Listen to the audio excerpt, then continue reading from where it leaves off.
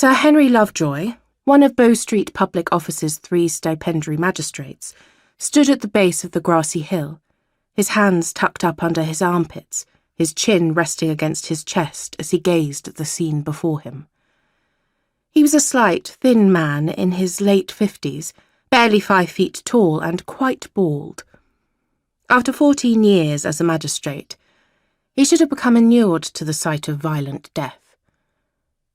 But these deaths, God help him, these deaths.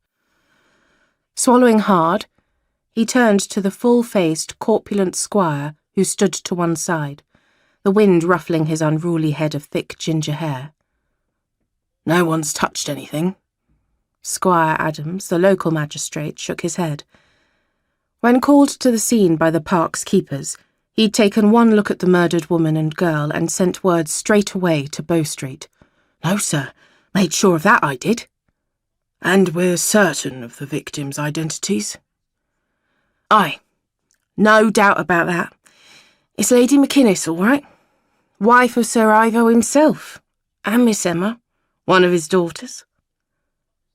"How old is she?" "Was she?"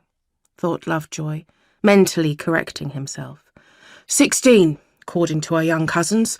The wife of one of the keepers has them at her cottage. The children, I mean. Seemed best to get them away from here." "Quite right."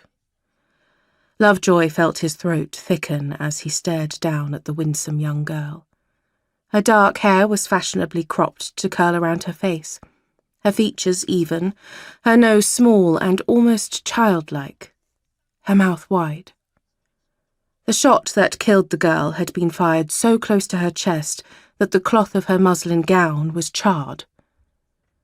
Lovejoy glanced over to where the 2 young gentlemen who'd found the bodies now sat in the grass, their forearms resting on bent knees, their heads bowed. The younger lad, Ben, had been sick several times. His older brother was thus far managing to keep down his wine, although he kept puffing up his cheeks and then blowing out his breath hard. "You say the brothers just happened upon this?" "Well, they heard the shots and came to investigate." "But saw no one?" "Only Lady McInnis's young niece and nephew, who came along right afterward." "Those poor children." "Aye." Drawing a deep breath, Lovejoy forced himself to look again at the bodies before him. The mother and her daughter hadn't died this way.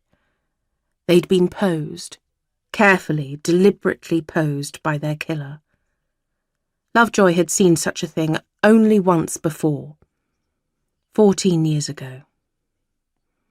"Oh, Julia, Julia, Julia," he thought. "How can it be? How can it possibly be?" He jerked his head around at the sound of rapid hoofbeats. A gentleman's curricle was approaching at a spanking pace, drawn by a splendidly matched pair of fine chestnuts and driven by a rakish-looking man in a lightweight summer duster with shoulder capes and a stylish beaver hat set at a reckless angle. He drew up where the narrow lane began to curve away again and handed the reins to his young groom, or tiger, before hopping down to the road. He said something to the boy, then turned to walk toward them, his gait slightly marred by the leg wound from which he was still recovering. A tall, lean man in his early 30s, with dark hair, fine features, and the strangest feral-looking yellow eyes Lovejoy had ever seen. Sebastian St, Viscount Devlin, was the only surviving son and heir of the powerful Earl of Hendon. He'd returned to England some 4 or 5 years before, after serving as a cavalry officer in the wars. There'd been a time when his lordship had been accused of murder, and Lovejoy assigned to the task of bringing him to justice. But in the years since, the 2 men had forged a strong friendship, and as soon as Lovejoy heard the identities of today's victims, he had sent for Devlin. Murder investigations involving the aristocracy were always delicate, and this murder